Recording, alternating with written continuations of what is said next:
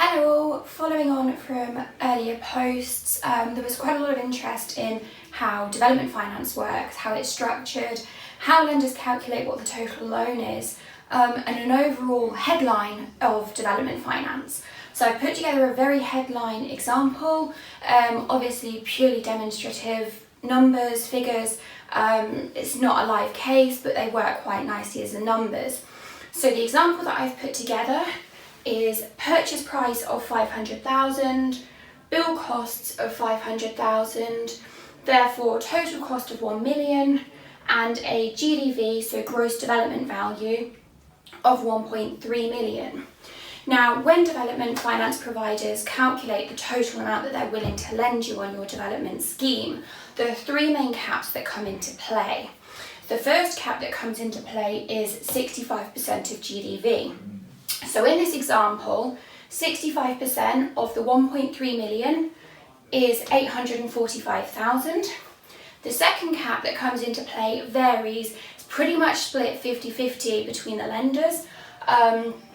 It sits between the 80 and 90% of total cost.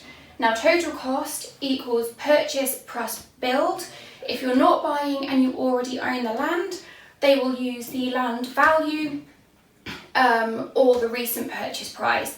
Depends how recently you purchased the property or the piece of land.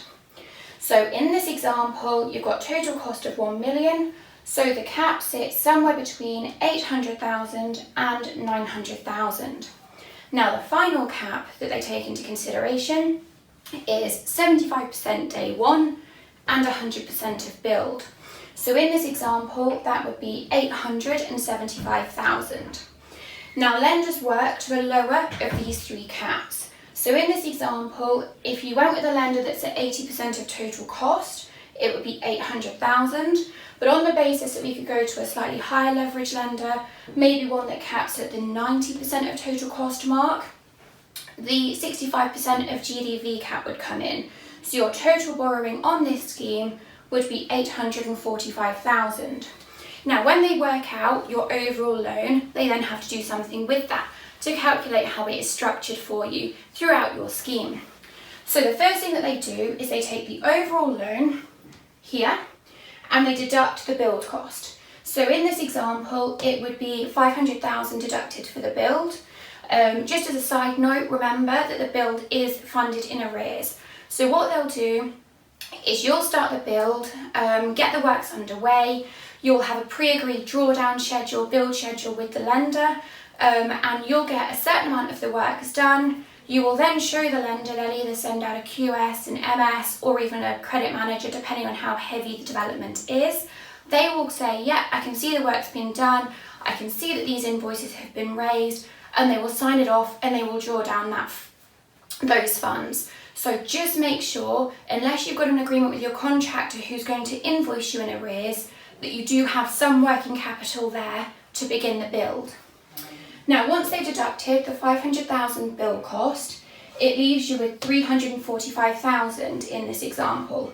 That 345,000 is what the lender will provide you towards the land, so a land contribution for the purchase. That therefore means that there's 155,000 outstanding that you will have to input.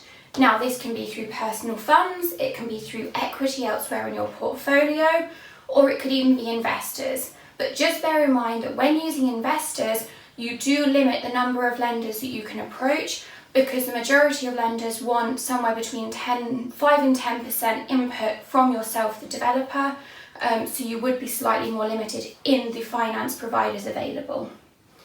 Thank you. If you've got any questions, just give me a shout and I'm happy to run through this all in a bit more depth.